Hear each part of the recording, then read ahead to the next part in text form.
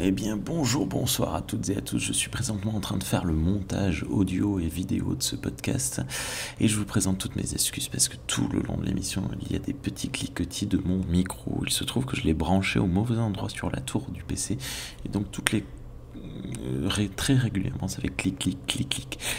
Je vous présente vraiment toutes mes excuses à ce propos. Sachez que si ça vous énerve, moi ça me crispe particulièrement, ça m'agace. Alors je les enlève les uns après les autres, mais je ne suis pas sûr d'arriver à tous les enlever, notamment au début parce que je parle beaucoup et que c'est compliqué d'effacer tout. Voilà, néanmoins, j'espère que ça ne vous empêchera pas l'appréciation de ce super podcast qu'on a enregistré avec Jean-Michel. Bonne journée à toutes et à tous. Eh bien, bonjour, bonsoir à toutes et à tous, et bienvenue dans cette toute nouvelle émission de Star Trek pour les nuls.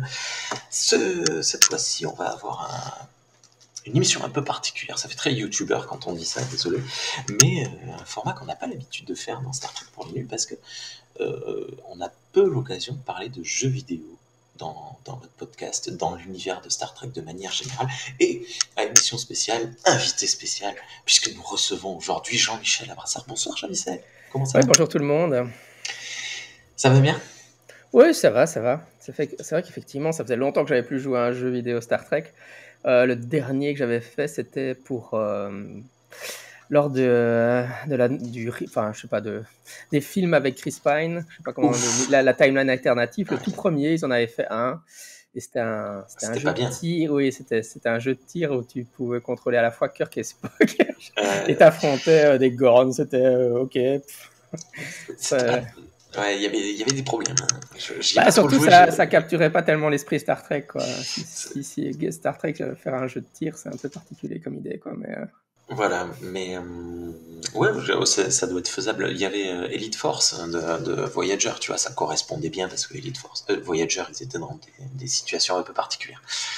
Mais c'est vrai que ce jeu-là était pas foufou. Mais cette fois, on parle d'un chouette jeu. Alors, pour nos auditeurs auditrices, vous pouvez écouter cette émission sur 4 formats différents, c'est incroyable, incroyable. Soit au format uniquement audio podcast sur le flux RSS de Galaxy Pop, merci Galaxy Pop.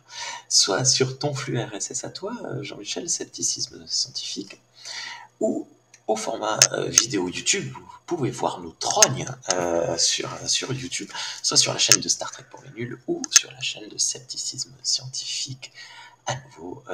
Et donc, je suis très content de te recevoir, parce que ça faisait très longtemps même que tu n'étais pas revenu parler de Star Trek avec nous. C'était au début du podcast, je me souviens plus, il y a quelques années qu'on s'était vu. Donc, moi, je suis déjà content de t'avoir, content de parler de ça. Et voilà. Ouais, dis-moi. oui, effectivement, ça fait des années qu'on se connaît depuis un bail et on Ouais, échange régulièrement. Mais sur ton podcast, ça fait effectivement. Je préfère pas qu'on aille vérifier la date parce que. on va dire pré-Covid, tu vois. Mais Ça fait pas sinon, si loin que ça. ouais, moi je suis. Enfin, pour ceux qui me connaissent pas, je suis surtout plutôt connu pour parler de zététique et j'ai aussi un podcast de jeux de rôle, effectivement. Mm. Mais je suis un Trekkie de longue date et donc c'est toujours avec plaisir que je viens discuter ici un peu de Star Trek. Oui, et si voulez en savoir plus sur Jean-Michel, je mettrai les liens vers... je pense qu'elle doit être... Ah, peut-être qu'elle est plus... Parce que c'était sur l'ancien flux RSS de Star Trek, donc peut-être qu'elle est plus disponible pour nous. Bon, je la remettrai en ligne probablement un jour. Suivez-nous. Bien, donc ce soir, nous allons parler d'un super jeu. Oups, j'ai divulgaché à mon avis, d'un jeu vidéo, Star Trek Résurgence, un jeu qui est sorti cette année. Alors c'est le moment d'ouvrir la fiche wiki. Ouais, voilà, au moment où on enregistre, il est sorti il y a tout juste 3 mois, le 23 mai 2023. C'est un jeu développé par Dramatic Labs, donc un genre de story game façon ce que faisaient les Telltale ou les Quantic Dreams, c'était ça bon bref, voilà tous Sauf que Telltale ces Game, jeux. ils avaient fait plus ou moins faillite à un moment, puis ils sont en train de revenir. Enfin, Ah ouais? personne n'arrive à suivre. Ah, j'ai pas du tout suivi, j'étais pas au courant de tout ça.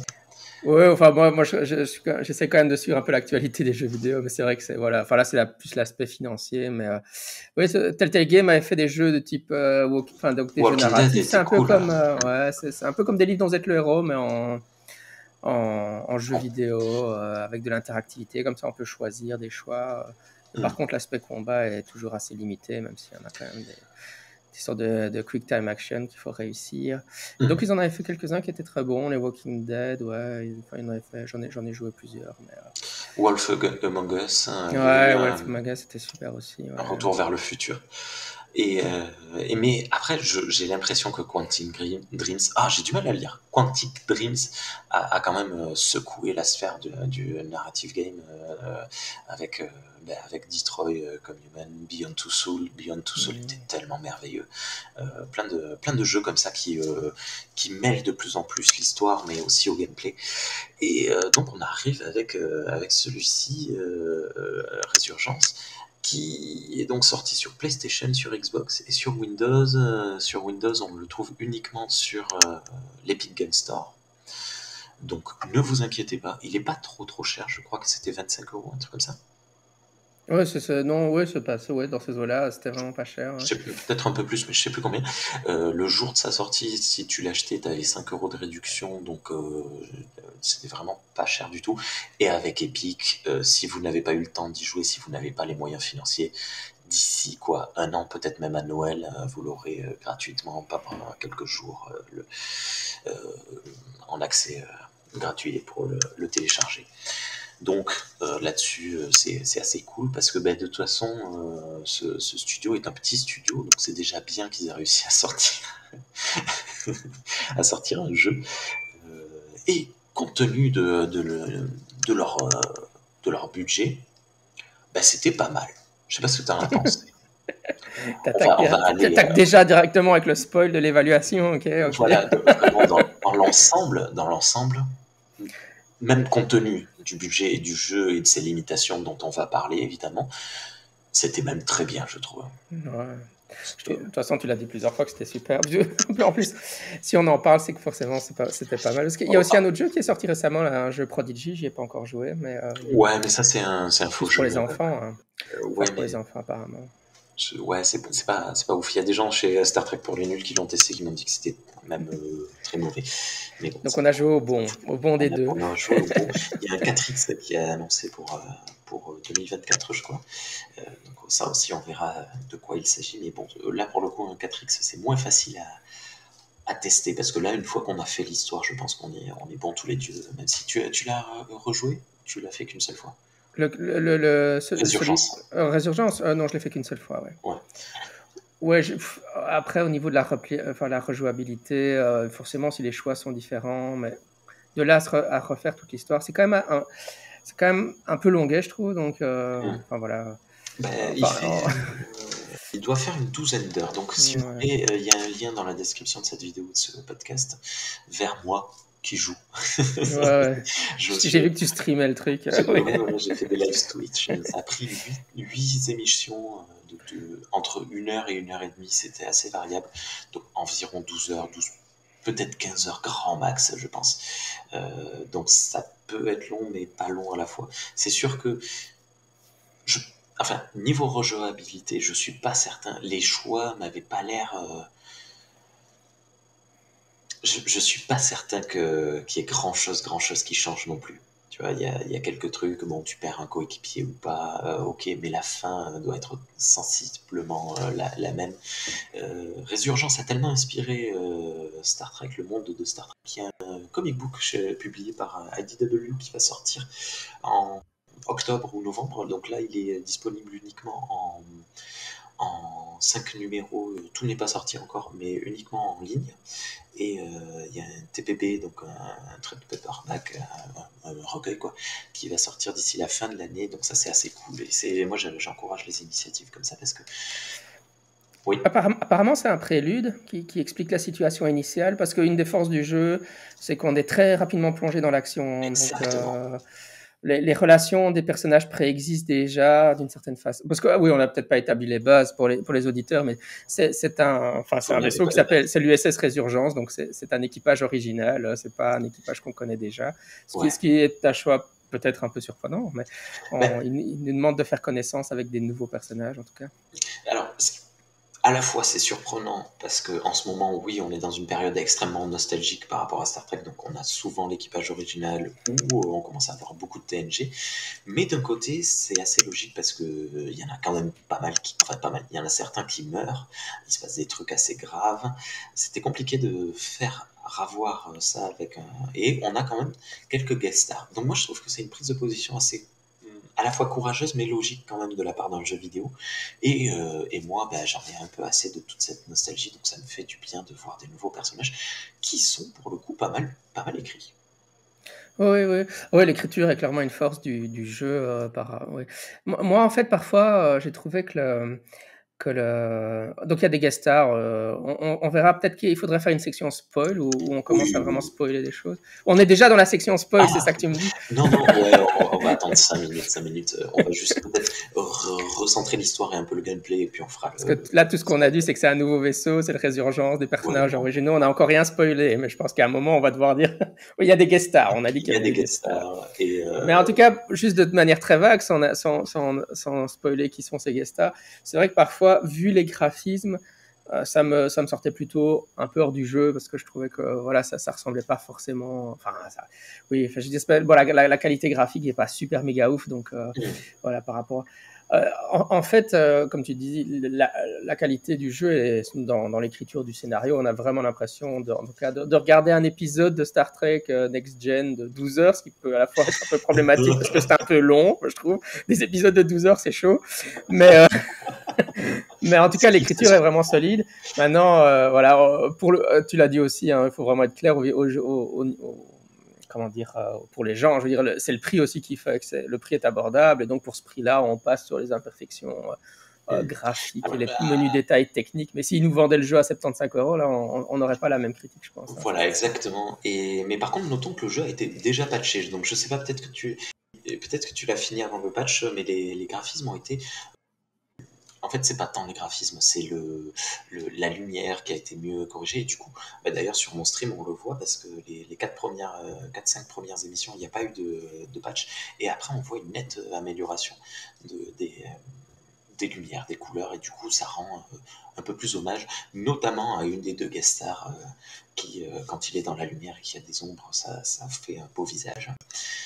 Oui, parfois, si on aborde les problèmes techniques, il y a aussi parfois des phrases qui se coupent abruptement en plein milieu parce que je suppose que c'est leur système. Le sous-titrage est catastrophique aussi. Ah oui, moi j'ai pas mis le sous-titre, donc j'ai pas pu constater la chose. Heureusement que j'ai une bonne connaissance de l'univers Star Trek parce que d'un coup il coupe une phrase et t'as le personnage qui continue de parler, mais t'as plus les sous-titres. Donc quand ça parle de chambre de dilithium et de warp drive, de lumière sublimique, c'est chaud. Mais non, c'est après. Quand j'étais adolescent et qu'ils ont traduit les premiers livres Star Trek en français dans une collection foireuse et qu'il n'y avait même pas de Star Trek qui passait à la TV chez nous, ils avaient appelé ça la caravane de l'espace. Donc je crois que tu peux pas avoir une traduction plus foireuse que ça. Bon, ça passe, c'est compréhensible. On revient de loin quand même. Ouais. Mais, ce qu'il y a avec les traductions, c'est qu'elles doivent être standardisées. Ça doit toujours être la même qui est employée pour chaque vocabulaire technique, et c'est quand ils foirent sur la standardisation. D'ailleurs, ça, si je peux me permettre, je conseille l'écoute d'un podcast qui s'appelait, parce qu'il n'existe plus, Ludologie, dans lequel ils avaient interviewé des personnes dont la spécialité était la traduction dans le monde du jeu vidéo. Et ils expliquaient, et là on en a clairement l'exemple, que certaines fois on avait des blocs de phrases sans contexte en fait, ils avaient que les lignes de dialogue, et je pense que c'est ce qui s'est passé parce que là, d'une phrase à l'autre, les sous-titres tutoient ou vouvoient les personnages, alors que c'est un capitaine tu le tutoies, alors que c'est le meilleur pote ou l'amoureuse tu la vouvoies d'un coup, et clairement l'équipe de traduction n'a pas été aidée là-dessus, donc je pense qu'ils ont carrément pas reçu certaines phrases et aucun contexte, donc voilà. Avant qu'on aborde la part des spoils et tant qu'on est sur les aspects plus techniques, en termes de gameplay, il y a évidemment des choix de dialogue, ça c'est classique dans les Telltale, où on peut s'aliéner ou être plus copain avec certains personnages. Enfin, Ouais. parfois il faut avoir des choix clairs. Parfois les choix sont vraiment, voilà, vous avez deux personnages et vous devez trancher lequel des deux vous choisissez, des choses comme ça. Ouais. C'est régulièrement assez radical comme choix quand même. Ça, Et c'est puis la résultante aussi est assez radicale dans le sens où tu as le choix entre sauver ta coéquipière ou sauver une planète. C'est un choix bidon que je donne. Tu dis sauver la planète et ta coéquipière t'en veut à mort jusqu'à la fin de sa vie. C'est légèrement poussif, mais c'est compréhensible. Ouais, il y a des trucs comme ça. En tout cas, dans les choix de dialogue, il y a des choix qui sont assez agressifs, ou même dans les choix d'action, quoi. Effectivement, on se dit, est-ce qu'un personnage de Star Trek agirait jamais comme ça? C'est des choix dignes de l'univers miroir, parfois, en termes d'agressivité. Mais bon, forcément, ils doivent quand même offrir un panel d'action. Mais on peut vraiment jouer un personnage. Enfin, oui, c'est vrai qu'on n'a pas encore dit, mais on joue deux personnages différents dans l'histoire. Mais en tout cas, on peut les jouer d'une manière où ils sont pratiquement un peu méchants dans certaines réactions qu'ils ont. C'est assez étonnant pour des personnages de Starfleet. Mais... Il est plus ou moins pragmatique, mais genre vénère, quoi. Ouais, c'est ça. Mais bon, après, le jeu encourage pas forcément cette approche-là, j'ai l'impression. Tu sais, c'est un peu comme les Mass Effect. Évidemment, tu as la bonne réponse, la réponse qui semble moyenne mais que personne choisit, et la réponse méchante que pas grand monde doit choisir, je pense. Je suppose qu'il y a des gens qui font des runs, maléfiques. Hein, en gros. C'est vrai que j'étais un peu tenté à un moment. Je me dis, ça doit être marrant de jouer dans Star Trek et de jouer quelqu'un hyper agressif et vénère qui tire sur tout ce qui bouge. Quoi. Même à part des dialogues, donc on pilote aussi la navette. Il y a des séquences de tir de phaser, plus ou moins figées. Hein. Voilà, donc l'histoire nous amène à dérouler deux personnages principaux. Donc, j'ai pas noté les noms. Jadar Hidek, la nouvelle number one du vaisseau de l'USS Résurgence, et un crewman de base. Non, c'est un ingénieur, je pense, non? Un ingénieur de base, mais il a pas de. Il est, comment on dit Ah, zut. Ah, j'ai perdu le mot. J'ai perdu le mot. Ah, super, le fan de Star Trek. Ah, ça va me bloquer toute la soirée. Bref, un ingénieur qui s'appelle. Ça y est, c'est le moment raciste. Je vais dire Ramirez, mais je crois pas que ce soit Ramirez. C'est Carter Diaz. Diaz. Ah, oui, il s'appelle Diaz. Carter Diaz. Je présente toutes mes excuses. Voilà, un ingénieur. Et donc, on oscille entre les deux opposés presque de la chaîne de commande, le plus bas échelon, ce qu'on appelle un lower deck, et presque le plus haut échelon, le quasi-capitaine du vaisseau. Donc, des phases de jeu assez différentes. Souvent, avec Diaz, voilà, on doit régler le téléporteur, donc modifier des trucs, scanner des machins. Et avec Ridek, on doit donner des ordres depuis la passerelle, donner des tactiques. Ridek est plus s'engueuler avec son capitaine. Ouais, ça c'est assez savoureux d'ailleurs. C'est le capitaine qui est gros con. Oh, pardon, je dis bon. Non, mais là pour le coup, lui, qu'est-ce qu'il fait chez Starfleet? Bon, il vient de trauma, mais bon, quand même. Ouais, enfin bon, il était pas maléfique non plus, hein, mais c'était pas. Il y a eu des capitaines pénibles dans les séries, on a quand même eu quelques-uns. Dans TNG, on en voit pas mal. Et donc, toujours sans divulgacher, on joue Ridek qui vient d'arriver à bord de ce nouveau vaisseau. Et qui est une extraterrestre en plus, d'une nouvelle espèce, je pense. Enfin, ouais, je pense bien. Hein. Je ne sais plus le nom non plus, décidément je suis très mauvais ce soir, et qui vient prendre le poste de number one de ce vaisseau suite au décès malencontreux de l'ancien number one et de quelques autres crewmen du vaisseau suite à une mauvaise décision. Enfin, le capitaine présente ça comme une décision nécessaire, mais bon, sous-entendu, il aurait pu s'en sortir autrement. Et donc, elle arrive dans ce contexte difficile où elle doit remplacer quelqu'un qui était particulièrement aimé et venir aux ordres d'un capitaine qui est moins aimé, du coup, machin. Et donc, elle est dans une position assez délicate. Et Diaz doit faire ses preuves en tant que crewman pour pouvoir évoluer sous un chef vulcain assez rigide, comme on aime bien les Vulcains. Puis, évidemment, anomalie spatiale, on va voir ce que c'est, et une espèce de guerre civile se déclenche sur une planète lointaine, entre deux factions sur une planète. On comprend pas ce qui se passe, il y a un mystère derrière, etc., etc. Ça déroule, et on en vient à une méga bataille spatiale faux folle, incroyable. Ce qui est assez sympa, c'est qu'ils ont, c'est que ça commence avec quelque chose de, je suis en anglais dans ma tête, de lower stake, mais enfin, où ça paraît un événement assez, enfin voilà, il y a un peu une mission. Bon, il y a la tempête, mais il y a aussi la mission diplomatique, mais bon, c'est une mission diplomatique, quoi. Donc. Mais évidemment, au fur et à mesure, ils arrivent à transitionner de manière assez élégante. Donc là, on rentre dans les qualités du jeu, l'histoire, quoi, la situation de départ qui paraît assez simple et enfin, voilà, assez basique. Une semaine comme les autres pour un des membres de Starfleet devient rapidement un gros événement dans l'univers de Star Trek. Exactement. Et comme tu dis, la transition se fait petit à petit, tranquillement, et v'lan, ça y est, on finit par rentrer carrément dans l'action non-stop, dans la limite du possible dû au jeu lui-même, mais dans pas mal de phases d'action, de comment on dit, quand on rentre illégalement chez les gens, et de trucs cool comme ça. De stealth, hein, où on doit se cacher, ouais. Maintenant les différentes séquences, enfin les différents gameplays sont entre fun et jusqu'à plutôt agaçant à faire.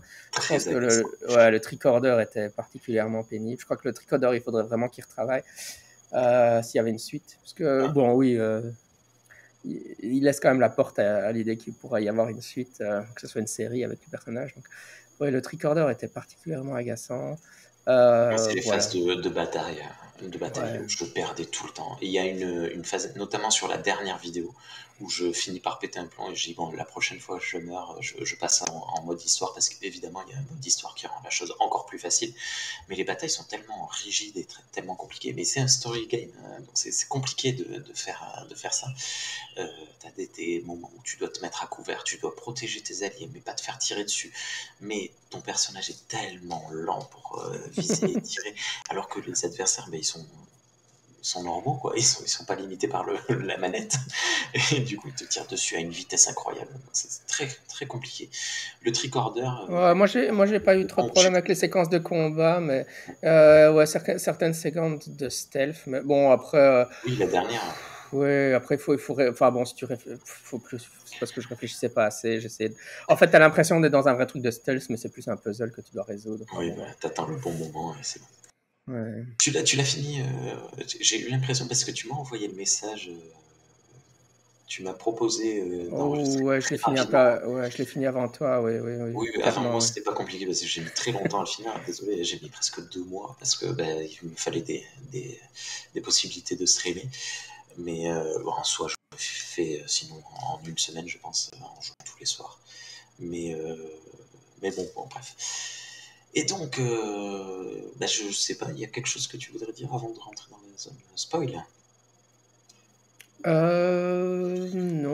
Non, je pense qu'on a fait le tour, voilà. Encore une fois, les aspects techniques du jeu peuvent être un peu problématiques à certains moments. Et alors, oui, comment dire, T'as les joué séquences sur de... PC? Non, je suis sur PlayStation, moi. Ok. Le gameplay, voilà, parfois est un peu pénible et du coup, ça ralentit le rythme de l'action. En fait, finalement, ça reste comme dans un Telltale game, c'est finalement les interactions avec les personnages qui sont le plus fun. Oui. Et on a vite envie de retourner. Et d'où parfois les sentiments de longueur. Parce que même si je l'ai fini avant toi, je crois que j'ai quand même fait une pause à un moment donné. Après 6 heures, je crois que je l'ai fait en 2 fois. Parce que, enfin, pas d'un coup, mais je veux dire, j'ai fait une grosse pause à un moment. J'avais eu ma dose. L'histoire n'était. Enfin, ça tirait quand même un peu en longueur, je trouvais. Enfin, voilà. Mais sinon, ce qu'on va expliquer après la page spoil, c'est qu'évidemment, il y a plein de trucs intéressants en termes de narrativité par rapport à l'univers Star Trek. Ils capturent super bien l'univers Star Trek, je trouve. Les personnages sont intéressants. L'histoire qu'ils proposent est très intéressante. Voilà. Pour moi, ils auraient pu juste en fait, enlever un peu le gameplay parfois et raccourcir même de quelques heures, ça aurait pas forcément été mal, quoi. Mais voilà. Ouais. Pour garder le momentum de l'histoire, quoi, en gros. Après, c'est un exercice difficile, hein.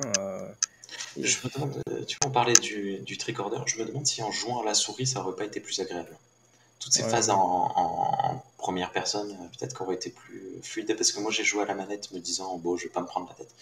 Mais j'aurais dû essayer avec la souris parfois. Mais bon. Ah ouais, par contre, toi, tu disais que les choix n'avaient pas forcément de conséquences, hein, avec les interactions. Ça, j'étais pas forcément d'accord. Bon, après, c'est toujours assez limité, parce que c'est comme un livre dont vous êtes le héros, quoi. Tu peux pas faire l'impossible. Mais ouais, j'ai été voir quand même. Ouais, il y a un site web où on peut voir les choix qu'on a fait, ce qui nous est arrivé à nous et par rapport au pourcentage des autres joueurs, ce qu'on Ah peut oui, pouvoir j'ai avoir dans vu les qu'il y avait ça, Telltale. je l'ai pas fait. Moi. Ouais. Et j'étais étonné par les choses, entre autres. Voilà. Bon, en tout cas, moi, j'ai un des personnages qui décède à un moment donné et je pensais que c'était inévitable. Or, il me mettait que seulement 60 ou 70% des gens avaient cet événement-là. Je disais, donc le personnage carrément meurt pas, quoi. Ou alors il meurt autrement. Non, mais je sais pas. En tout cas, il semblait quand même avoir plus. À ce moment-là. Ouais. Je pense qu'il y a peut-être plus de trucs comme ça. Enfin, oui, plus de choses où on peut s'imaginer. Mais c'est vrai que souvent, bon, évidemment, ça va être un personnage non joueur qui va remplacer un autre personnage non joueur, quoi. Mais, Oui. Et voilà. sans divulguer, moi j'ai eu un mort et une démission. T'as eu ça toi aussi, je suppose.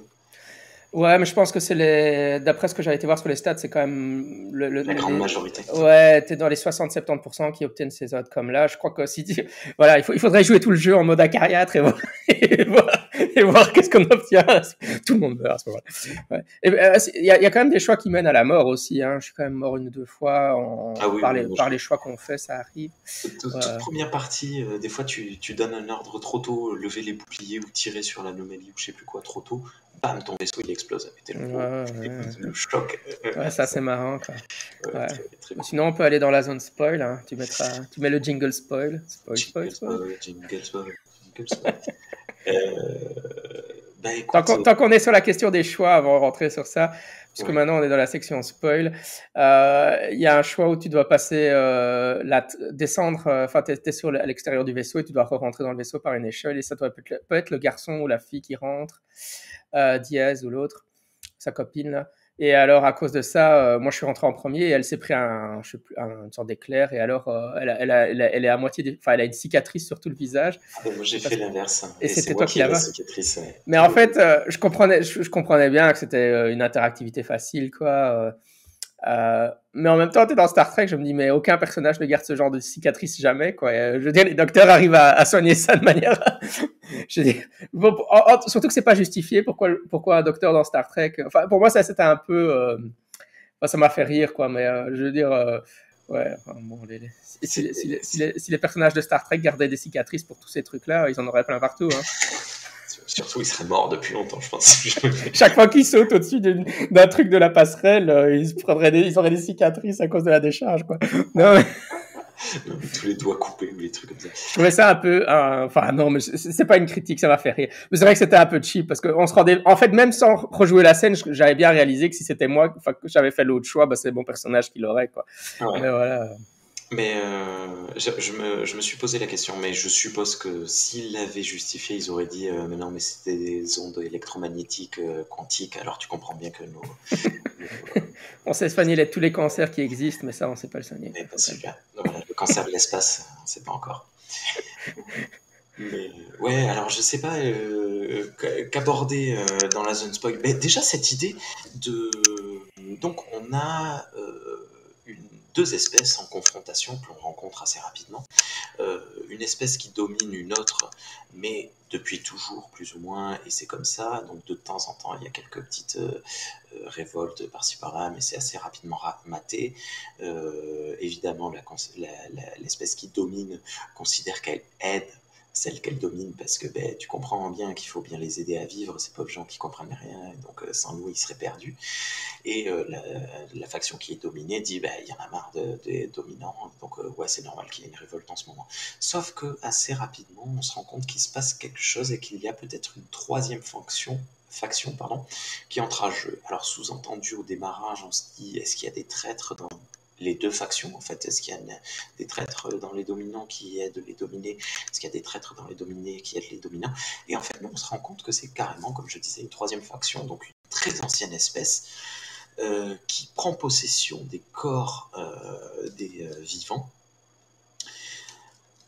pour les remplacer. C'est le grand remplacement façon Star Trek. C'est d'ailleurs assez intéressant parce que cette espèce qui a vu sa disparition arriver a téléchargé ses consciences dans des espèces de cristaux. Et si tu te plantes un cristal dans la nuque, eh bien, la conscience est téléchargée dans ton esprit à toi. Il y a une espèce de fusion, mais bon, la nouvelle conscience prend quand même le pas assez fortement. Et ils essayent... Alors, ton micro est coupé. Tu te lances dans un résumé du tout le truc, mais je crois que ce qui est intéressant pour les auditeurs, c'est quand même de dire le vrai spoil, puisqu'on est dans la section spoil, c'est qu'évidemment, c'est le Tekon Empire, qui est l'Empire Tekon, qui a un truc, ils ont été recherchés dans la série de la nouvelle génération. J'étais vachement surpris qu'ils aillent... Donc, c'est The Last Outpost, là, c'est un épisode de la première saison de Next Gen.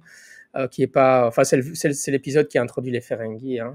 En fait, moi je m'en souvenais pour les Ferengi et pas tellement pour le. Mais c'est ça le truc, tout le monde se souvient de ça pour les Ferengi, tout le monde s'en fichait du reste et personne. Moi j'ai pas du tout l'utilité. Moi je me suis dit ils font semblant que ça a été traité dans TNG par Riker parce que Riker arrive.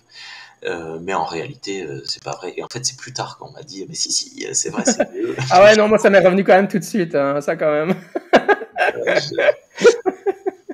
Non, parce que Portal, enfin, tu vois Portal qui apparaît dans le truc, quoi. Ouais. Bah, après, c'était gay, parce qu'évidemment, dès que j'ai vu que c'était sur ça qu'ils allaient, j'ai été revoir l'épisode, et on va carrément sur la planète et tout, ils ont tout recréé. Mais c'est vrai que c'est même pas un épisode très glorieux enfin voilà, c'est la première saison de TNG. Enfin bon, avis perso, mais TNG saison 1 et 2 avant The Best of Both Worlds, c'est pas génial, quoi. On va dire c'est compliqué. Mais c'est bon, voilà. Enfin, c'était une sorte de gardien de l'éternité de la série d'origine, mais refait, voilà quoi, en moins bien. Un truc comme ça, quoi. Mais voilà, non, je trouvais que c'était super qu'ils aillent étendre là-dessus. Moi, j'ai vraiment apprécié qu'ils aillent revisiter un épisode un peu oublié comme ça. Mais ça, c'est excellent. À chaque fois qu'on reprend des trucs comme ça, c'est comme dans les comic books. Je sais pas si t'en lis quelques-uns, mais souvent ils font ça, ils font revenir des personnages ou des intrigues de séries passées, mais de petits épisodes. C'est rarement, tu vois, c'est rarement Q qui débarque. C'est souvent d'autres petits personnages que tu as croisés à l'occasion, un peu comme fait Lower Decks au final, la série animée actuelle. Donc non, je vais pas résumer. Parce qu'à part ça, juste pour être complétionniste, parce que le Tekon Empire, l'Empire Tekon, il a été mentionné donc dans cet épisode. Et puis, il a été mentionné, en fait, dans Discovery, l'épisode où il ramène le gardien de l'éternité. Là, il est en train de lire un journal. Et sur le journal, en fait, un des titres qu'on peut lire, c'est une supernova menace l'Empire Tekon. C'est les deux seules mentions qu'il y a eu de Star Trek avant ce jeu vidéo de l'Empire Tekon. Donc, c'était vraiment... Ouais, c'est un deep cut. Hein. Ils ont été le chercher loin, celui-là. C'était sympa. Ouais, mais c'est cool. C'est là aussi que tu vois les gros fans, parce que j'ai l'impression quand même qu'il y a une grosse connaissance de comment l'univers fonctionne. Parce que là, tu sais, on disait un peu de manière régulière, ouais, il y a des choix un peu hors sujet, mais dans l'ensemble, quand même, l'esprit Trek, il y est, je trouve. C'est vraiment... c'est cool, quoi. Il y a pas mal de trucs assez positifs là-dessus. Non, après, au niveau de l'histoire, une fois qu'on a dit ce que je viens de dire, on sent bien le déroulé. Il va falloir aider à ramener la vérité. On s'aperçoit assez rapidement que je parlais d'espions, notre capitaine est probablement infecté. Donc il faut le défaire devant tout le monde, puis prendre la place du capitaine. Donc on devient capitaine à la place du capitaine. Un moment petit rigolo où on choisit son number one. Je sais pas qui t'a choisi, toi, mais c'est un moment où... Ouais, j'avais pris celui qui... Oui, enfin le bolien. Non, j'ai pris l'autre, moi, j'ai pris T'as l'autre. pris ah ben lui, là, pour le coup. Ouais, je me suis dit, je vais prendre un cas un peu plus risqué, justement. Et d'ailleurs, c'est marrant parce qu'il vient me voir et il me dit, j'étais vraiment surpris que tu me choisisses. J'étais là, bah ouais, je me suis dit, je vais voir un peu, je vais pas prendre le truc le plus évident, quoi. Ah, c'est normal. Parce que moi, j'avais eu la Parce qu'il avait conversation été dans ma choisi par le tête. capitaine, enfin non, il était hiérarchiquement le plus évident, mais le capitaine précédent ne l'avait pas sélectionné parce qu'il le trouvait problématique. Mais bon, Ah ouais, voilà. Et puis mais en plus, il n'était pas pas sélectionné. particulièrement sympa avec nous avant. Ben non. Mais je Et me suis ben, dit, ouais, il est quand même dans l'ordre hiérarchique, celui qui a le plus d'ancienneté. Donc, et je sentais que c'était un choix un peu plus minoritaire, donc je suis parti là-dessus. ben moi, j'avais eu une discussion dans la navette avec lui et il m'avait dit si vous avez une occasion, est-ce que vous accepteriez de m'aider à évoluer dans Starfleet? Et je lui ai dit oui, oui. Et du coup, je l'ai pas fait, donc il est venu me foutre une engueulée monumentale quand Ouais, j'ai excellent. décidé que c'était le beau lien. C'était assez drôle. Bref, non, mais en fait, dans la partie spoil, ben voilà, une fois qu'on a dit Bah ça, ouais, c'est ça. Ouais. on défait Ouais, donc ça petit permet code. d'avoir différentes. Enfin, le jeu se déploie avec l'intrigue de départ qui est très basique. Enfin, je veux dire, ouais, le truc avec d'ambassade. Enfin, on sent quand même bien l'épisode classique Star Trek où on a une petite tâche d'ambassade à faire. Et puis, ça évolue vers une menace intergalactique. Enfin, je veux dire, une menace qui serait suffisante pour mettre en danger la Fédération avec une immense bataille. Et je trouvais ça aussi surprenant. Je m'attendais pas à ce qu'ils aillent vers un élément, enfin voilà, quelque chose d'aussi, qui serait un événement marquant dans l'histoire de Starfleet si le jeu était réellement canon, quoi. Ouais, tu viens de dire ambassade, et donc dans Star Trek, notamment époque TNG, qui dit ambassade dit ambassadeur Spock. Et donc voilà notre premier guest star qui débarque, Spock, avec un nouveau doublage évidemment, puisque Leonard Nimoy est décédé il y a quelques 5 ans là, maintenant. Et très bon doublage d'ailleurs. Ah oui, oui, sa voix était vraiment. Ouais. Belle Enfin, imitation de chant parlé comme ça.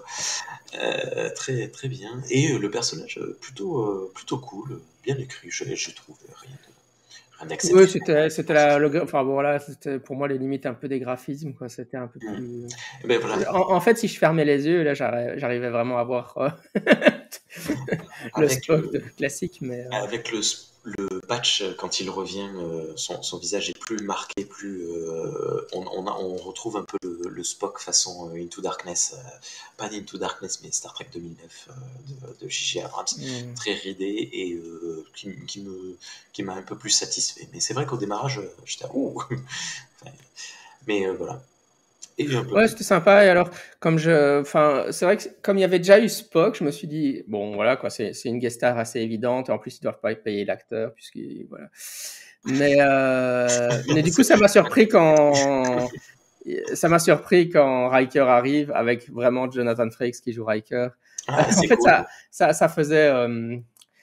Enfin, je m'attendais plus à ce qu'il y ait d'autres guest stars, tu vois. Et tout Ouais. d'un coup, il y a Riker qui démarque, surtout qu'il le mentionne et tout, mais je me suis dit, bon. Et en plus que c'est Frakes qui le joue, c'était sympa, quoi. C'était sympa. Ouais. Oui, c'était cool. Sur le coup, j'ai râlé. Parce que moi, je me suis dit, ça y est, c'est parti. Et quand t'en as un, et puis que t'en as deux, t'en as 15. Et en fait, non, il y en a eu que deux. Non, non, C'est les deux non. seuls, à part quelques petites références par-ci par-là, mais c'est tout. Pas d'autres personnages qui. Ils essayaient vraiment de développer leur équipage à eux, Ah ouais, mais ça, hein. moi, c'est merveilleux. Je kiffe ça. Ouais. Après, oui, enfin voilà, les personnages n'étaient pas forcément très originaux pour des personnages de Star Trek, mais bon, ça c'est. Après, on peut comprendre qu'ils jouent Euh, la sécurité. Enfin, il y a le chef d'ingénierie qui est un Vulcain, voilà quoi. Sa personnalité, c'est que c'est un Vulcain. Je veux dire, Non, mais tu vois, il y a d'aspects sympas. On parle donc de possession de corps avec les Ticons qui fusionnent avec les nouvelles consciences. Et on a un Trill, un personnage Trill qui est le meilleur ami de Diaz, donc le fameux personnage que tu as décidé de scariser le visage. Mais bon, ça c'est toi qui est méchant, c'est comme ça.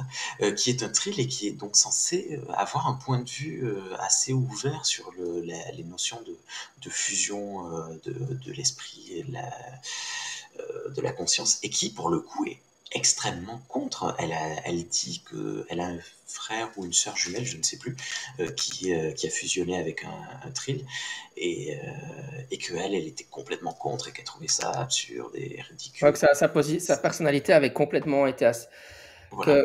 ouais, dans un pourcentage Pour de tout cas, changer. la personnalité de l'autre est complètement subsumée Mm. et qu'elle avait perdu son frère. Enfin, ouais, c'était.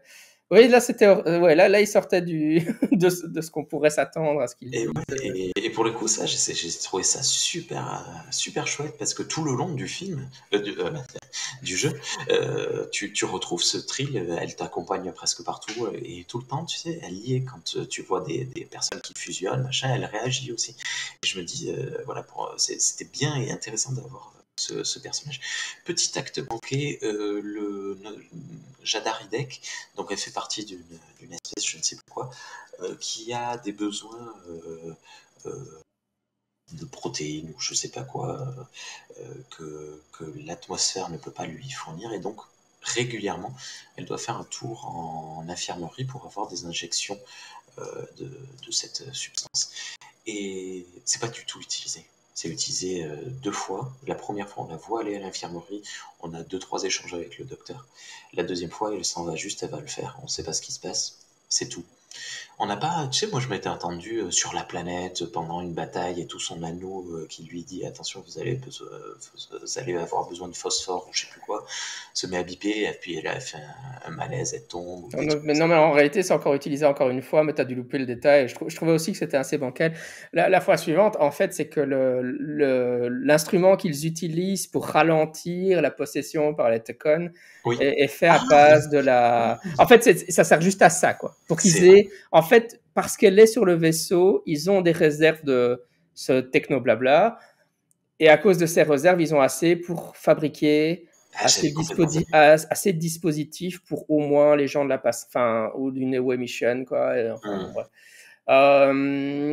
Mais en fait, caser, ouais, tout ce Ok. truc-là, ce subplot-là, moi je trouvais ça aussi un peu bancal, parce que ça en faisait une extraterrestre pas très intéressante, en fait. Ça aurait pu, enfin voilà, en tant qu'espèce, son espèce, c'est qu'elle a besoin de ça, et c'est juste un plot device parce qu'ils ont besoin de. Enfin, je veux dire, ils auraient très bien pu éviter tout ça et dire, bah oui, mais on a oui, enfin, il fallait que ça soit quelque chose de rare, mais en même temps, c'est même pas tellement bien explicité, quoi. En C'est- fait, le problème, c'est qu'ils ont raté une occasion de nous faire jouer une. Comment ça s'appelle les personnes qui font de l'hypoglycémie tu sais, Ouais, qui ont besoin d'insuline? Non, pas ouais, d'insuline. Non, je ouais, non, confonds toutes les maladies ouais, là, t'es possibles. en train de faire un mélange. Qui font du diabète. On a Ouais, c'est l'occasion ça. d'avoir un diabétique de l'espace. Ça aurait pu être cool, tu vois. Ça aurait pu être utilisé beaucoup plus. Mais ça n'a pas été utilisé. Bon, c'est pas catastrophique, mais c'est un petit acte manqué, tu vois. Le truc, c'est utile pour une des dernières scènes du jeu. Tu choisis est-ce que tu t'injectes le produit ou pas, quoi. Avant de... Ouais, je trouvais que c'était un peu. Parce que ça posait quand même des questions. Enfin, je veux dire, si tu as une personne qui peut mettre en mise si facilement dans. Enfin, c'est la place du handicap dans une structure comme Starfleet, finalement. Tu vois, Mhm. elle a un rôle super important. Elle va en away mission et puis elle est, enfin, où elle est la capitaine et elle est mise en incapacité à cause du fait qu'elle peut pas se recevoir ce traitement. Tu vois, tu pourrais dire, mais alors, est-ce qu'elle est légitime dans sa place de capitaine? Tu vois, ça. Et donc, Ça pourrait être intéressant. on pouvait tout à fait discuter de la place du handicap dans la société de Starfleet, etc. Ça aurait été absolument fascinant, mais ils ont complètement loupé le coche sur ce truc. J'étais aussi assez frustré par ça. Mhm. Enfin, Ah, c'est un des trucs qui m'a énervé. tu me fais un pont d'or. Je rappelle à nos auditeurs auditrices que nous avons fait chez Star Trek pour les nuls une émission spéciale sur le handicap avec Guillaume qui nous parle pendant presque 2 heures de cela dans Star Trek, mais aussi de manière générale. Merci. Allez voir ça, c'est cool. Ouais. La finalité de voilà de Diaz, je sais pas trop quoi en penser, un peu drama. Bon, moi je suis un peu fleur bleue, donc évidemment cette relation amoureuse, Diaz est amoureux d'une des premières traîtres du jeu, hein, qui se fait posséder très rapidement et qui devient une forme de leader de la faction des Ticons, donc qui permet aux Ticons de posséder de plus en plus de personnes et de faire des choses pas bien. Arrive évidemment le choix fatidique de la tuer. J'ai eu l'impression que c'était un non-choix, hein. Elle meurt forcément, je suppose. Je sais pas si, vu que tu as regardé les trucs. Euh, Ouais, je crois qu'elle meurt forcément. Ouais, je pense aussi qu'elle meurt forcément. Parce Ouais. que là, pour le coup, je vois mal comment elle peut survivre. Voilà, là, c'était un petit peu tire-larme, un petit peu dramatique, poussé, mais c'est pas. Ouais, enfin, moi aussi, je crois que j'ai regardé d'autres émissions pour voir ce qu'ils disaient du jeu. Ils avaient la même critique, dans le sens où en fait, ça aurait pu être, ils auraient pu la jouer aussi émotionnelle en établissant qu'ils étaient amis. Hmm, Et en fait, dans Star Trek, ça aurait quasiment senti plus Star Trek ouais, que l'option amoureuse, en fait. ouais, ouais. Ah ouais, parce que tu vois, ouais, on va sortir ensemble, et puis après, oh non. Enfin, ouais, en fait, alors que dire on est des très bons amis, et alors elle est possédée, et on peut pas la sauver, ça aurait été très déchirant. Enfin voilà. C'est une critique que j'aimais, mais la dernière phrase qu'il lui dit que j'ai choisie, hein, c'était je l'aimais vraiment de tout mon cœur quand même. Donc quand je dis que je suis fleur bleue, j'ai quand même été à fond, quoi. Mais D'accord, moi j'ai pas du tout pris ça, je crois, mais en justement, même parce que temps, on est dans une période après Discovery, Strange New World, où euh, tout le monde baise ensemble dans tous les sens, évidemment. ouais, moi je suis encore à Magnifique. l'ancienne, quoi. Ouais, c'est une époque de prod. Bon, c'est comme ça. Mais ouais, ouais, par contre, ce que j'ai été agréablement surpris, c'est qu'ils ne trouvent pas de moyen de ramener les gens qui ont été possédés à la fin de l'histoire, hein. Ouais, alors, mais Ça, tu vois, ça, enfin, c'est presque cool même, parce ça, que c'est cool. t'as ce moment là où justement, la fameuse Trill voit ton personnage, donc Diaz, qui est possédé, qui est dans le camp des méchants, et il la regarde et il la reconnaît pas. Tu sais, il la regarde, l'air de dire, mais me regarde pas, baisse les yeux, quoi, parce qu'il est assez méchant, quoi. Mais ça, moi, j'ai trouvé ça super cool de voir ton personnage revenir alors qu'il est censé être mort. Enfin, moi, je l'ai compris comme mort parce que je pensais qu'il était mort dans Ouais, l'explosion moi du aussi, je vaisseau. pensais qu'il Donc, était il mort, revient, mais il revient pas quand même. Et ça, moi, je trouve ça cool. Mais une fois de plus, comme tu dis, on nous annonce une suite. Probablement que dans la suite, ça va être la course aux médicaments pour soigner la possession. Ce qu'ils vont appeler l'exorciste de l'espace. Est-ce que Starfleet a ses exorcistes? Je ne sais pas. Ouais, ouais, bah ouais, ouais. Mais bah voilà, je crois qu'on a un peu fait le tour, Ouais. hein. La direction artistique, parce que ça, on n'en a pas parlé dans la zone non spoiler. C'était plutôt joli, hein. Enfin, c'était pas beau foncièrement à cause des limites graphiques. Il y avait tout ce travail sur le cristal, les reflets, les couleurs. Tu vas sur une planète où il y a de la neige et donc des cristaux, enfin pas des cristaux, de la glace, et du coup après ça rentre en résonance avec les vrais cristaux. Les vaisseaux, la bataille spatiale est plutôt cool. Là, quand tu es dans une forme de nébuleuse avec la navette, tu vois, on sent qu'il y a c'est assez léché, mais c'est limité par les moteurs graphiques, quoi. On est très loin de l'Unreal Engine ou de trucs comme ça. Ouais, On est dans les ouais, Sims ouais, 3. bien sûr, hein. Les Sims 3, les Sims 4. Allez, les Sims 4. Mais c'est dommage. Mais c'était travaillé quand même, quoi. C'était réfléchi et une fois de plus, tu sens l'amour des créateurs derrière. Si, une autre petite critique que j'ai trouvée à propos des Otari et comment elle s'appelle l'autre faction? Ouais, je sais plus. Je sais plus. Bon, les deux factions ennemies du début du jeu, je trouvais qu'elles faisaient très Star Wars dans le look. C'est un peu facile de ma part, hein. En même temps, comment faire des humanoïdes qui ne soient pas juste des l'alien avec du glue sheet sur le front, je ne sais pas, mais bon, après t'es dans un jeu vidéo, donc autant pousser les trucs et faire voilà, des mecs qui font presque 2 mètres de haut et qui sont tout maigres et bleus, mais il y avait une esthétique un peu à la Star Wars, ça m'a un peu surpris, j'ai trouvé ça un petit peu dommage. Je pinaille. Ouais, bah non, justement, moi je trouve qu'ils, ouais, enfin voilà, c'était des humanoïdes avec, avec du maquillage, alors qu'ils n'étaient pas obligés de le faire, mais c'est pour garder l'esprit Star Trek, quoi. C'est vrai que, bon, Ils auraient pu carrément partir sur des non-humanoïdes, ça aurait été cool ouais, aussi, tu vois. ouais. Genre la faction qui travaille, là, les travailleurs, ils auraient pu leur mettre Et puis ils 8 sont bras, vraiment. marcher à quatre pattes. Pour ça m'a pas dérangé du tout. Je trouvais que, ouais, pour moi, c'était très classique Star Ça Trek, passe. hein. Ok. Ouais, ça passe. Bon. Ouais. Ok. Ouais.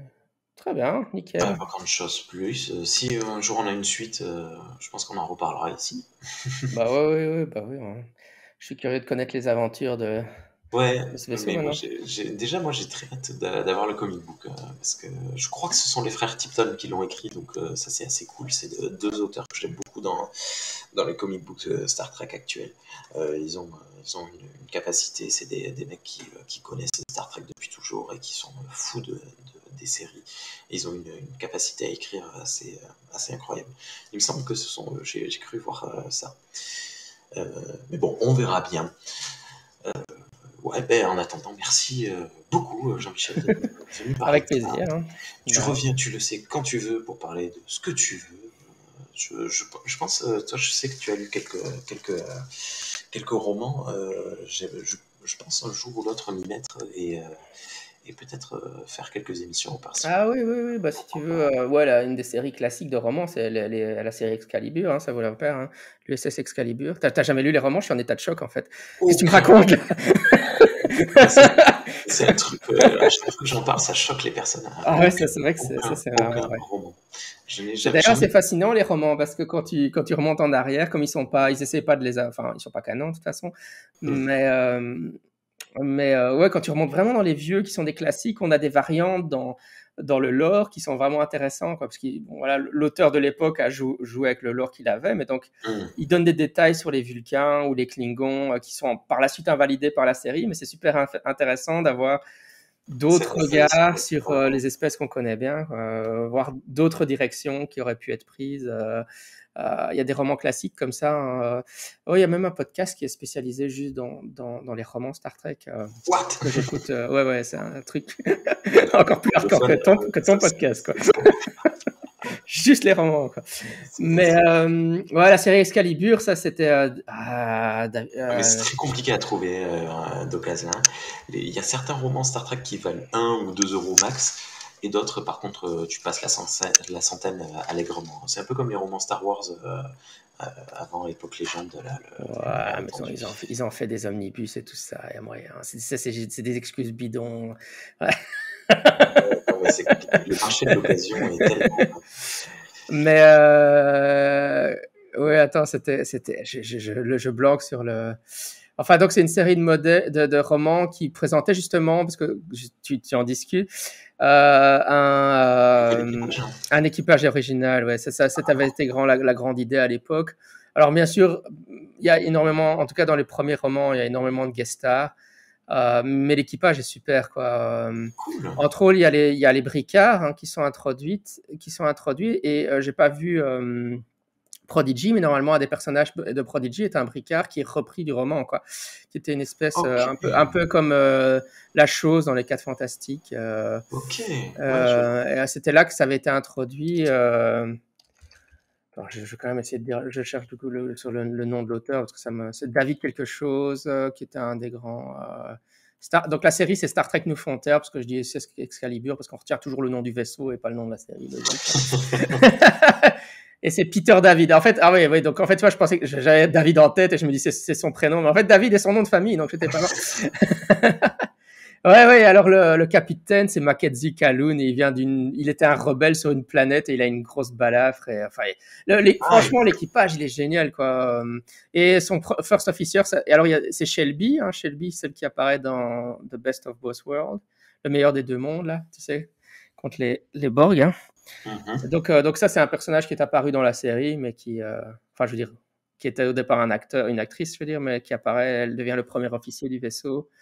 Et alors, qu'est-ce que t'as d'autre dans ce truc? T'as une officier qui est une métisse Vulcaine romulienne. Ouais, et alors évidemment, personne ne le sait. Enfin bon, bref, il y a des trucs, quoi. Voilà. Non, moi j'avais toujours adoré. Ils en ont fait. Ça a été une série qui a fait 7 ou 8 tomes. Enfin voilà, si je te conseille ça. Et si tu veux. Beaucoup plus de 21 tomes. 21 tomes, tu vois, j'étais bien en dessous. Voilà. Oh là là. Et des tie-in et des comics. Oh là là là là là là. Ouais, c'est ça. Ouais, je me souviens que dans le premier, Calhoun, il est sur sa planète, il affronte il est aussi il fait partie d'une espèce dominée par une espèce dominante, mais il a un rebelle qui se bat de manière hyper agressive au couteau avec les gens et tout. Parce qu'après, il a une épée sur lui quand il se bat. En fait, il est sur la passerelle et il a toujours son épée avec. C'est d'ailleurs pour ça que le vaisseau s'appelle Excalibur. Ah ouais, non, c'est toi qui veux. Non, mais pour revenir sur le jeu vidéo, tu vois, Regarde, quand je suis en train de te parler de cet équipage-là, moi, je suis directement beaucoup plus enthousiaste parce que c'est un équipage, il te frappe, quoi. Tu vois, le capitaine qui a sa balafre sur le visage et son épée sur la passerelle, un bricard qui a la chose derrière, l'officier, l'officier qui est une vulcaire qui essaie de cocher à tout le monde que son père était romulien. Enfin, et Shelby, quoi. Enfin, je sais pas, ça frappe beaucoup plus l'imaginaire. Tandis que je trouvais que l'équipage dans le jeu vidéo, on en a parlé, trop classique comme ça. Hein. Ils ont pas été assez original, quoi. Je trouvais. Après, ouais, moi j'ai hâte de voir ce qu'ils vont faire de l'agent de sécurité là que l'on crame avec le vaisseau, qui finit avec un visor, qui pour le coup elle avait du répondant, machin, celle qui a signé sa démission de Starfleet, pour voir ce qu'elle va être, ce qu'elle va devenir, parce que là pour le coup elle est passée de complètement beige, c'est complètement tout à fait. une page vide, transparente, même pas blanche, transparente, à un truc, wow, tu te dis, oula, ça va, limite, elle va partir dans le maquis pour te casser la gueule, quoi. C'est assez cool. Ouais, mais je pense que effectivement, ils pourront développer. S'il y a enfin, en espérant qu'il y ait une suite, ça va développer les personnages et ça les rendra plus intéressants. Mais là, ils étaient un peu trop classique moule Star Trek. Ah bah écoute, il y a des New Frontier en français à 90 centimes. Eh bien écoute, peut-être que ce sera ça, mes premières lectures, je ne sais pas, on verra. Ouais, bah si tu me préviens à l'avance et que tu me donnes le temps de relire les premiers tomes, je suis prêt à les relire avec toi, mais je les commanderai en anglais, moi, mais ouais. Voilà. De toute façon, les premiers, je les ai tous, hein, donc, mais j'ai pas les 21 tomes quand même, ça, il faut pas exagérer. C'est incroyable. C'est vraiment vrai. Une fois, je suis allé chez un copain, je savais que ça existait, les livres Star Trek, mais je m'étais dit, bon, il y en a peut-être une quinzaine, un truc comme ça. Et il m'héberge chez lui et il me dit, voilà la chambre dans laquelle tu vas dormir. Tu vas voir, il y a quelques livres Star Trek. Et j'arrive, et en fait, la chambre, elle était à l'étage, c'était comment on appelle ça, une buanderie, non pas une buanderie, bon, bref, à l'étage de la maison. Et donc, tu avais les poutres apparentes de la maison. Et il y avait une poutre qui faisait la maison entière. Et il avait mis là en déco tous ses livres Star Trek. Et du coup, t'avais 3 mètres de livres. Ah ouais, mais non, mais c'est clair que même moi, j'en ai pas tant que ça, mais j'en ai quand même déjà quelques-uns. Et il m'a dit qu'il les avait pas tous. Et j'étais, mais non, mais c'est incroyable. Donc là, j'en achète de temps en temps quand j'en vois passer d'occasion à pas cher. Mais j'ai pas commencé, c'est vrai. On verra. Ouais, parce parce que je crois qu'aux États-Unis, en fait, ils en sortent un tous les trimestres depuis toujours, quoi. Tu vois, t'imagines la quantité de bouquins qu'il y a. Alors, wow. Avec un rythme de parution pareil. En fait, t'as 3 mois pour lire un bouquin, puis tu peux passer au suivant. Hein, c'est ça. Ouf. C'est pour ça que moi, à un moment, voilà. Pour Enterprise, je sais qu'ils avaient fait toute une nouvelle saison où ils avaient ressuscité Trip. Et t'avais aussi Shatner qui avait fait ce qu'on. Ouais. C'est vrai. Et il y avait aussi le Shatnerverse qui était une série de bouquins pseudo-écrits par Shatner comme il faisait, puisque en fait c'était Reeves et Lord Stevens qui écrivaient. Et alors là où il disait en fait que les Borg l'avaient ressuscité quand il était mort après le film et ramené à l'époque des Picard, et c'était des aventures. Ouais, c'était ça si vous voulez lire des trucs complètement délirants qui peuvent sortir seulement de l'univers de la tête de Shatner complètement allumée. Ça je l'ai pour le coup, c'est je ne sais pas en fait si j'ai envie ou pas de les lire, c'est une sensation très étrange dans mon corps. Moi je les ai lus, j'étais hilar parce que en fait, tu sais, il est supposé encore avoir 60 ans, mais il est toujours séducteur à crever. Enfin bon, c'est Shatner, quoi. Enfin bref, c'est complètement what the F. Mais Peter David, Excalibur, ça c'est les bons, quoi. Je te recommande ceux-là. Ok, ça marche. Mais écoute, on verra. Je foncerai. En tout cas, à nouveau, et peut-être pour la dernière fois, merci beaucoup à toi pour ton intervention ce soir, c'était très cool. Donc basiquement, oui, on conseille le jeu Résurgence. Si vous avez l'occasion d'y jouer, faites-le, ça vaut le détour. Il faut avoir une petite quinzaine d'heures devant soi, c'est bon. À bientôt, Jean-Michel. Ouais, à la prochaine, ciao. Et à bientôt à toutes et à tous. Ciao.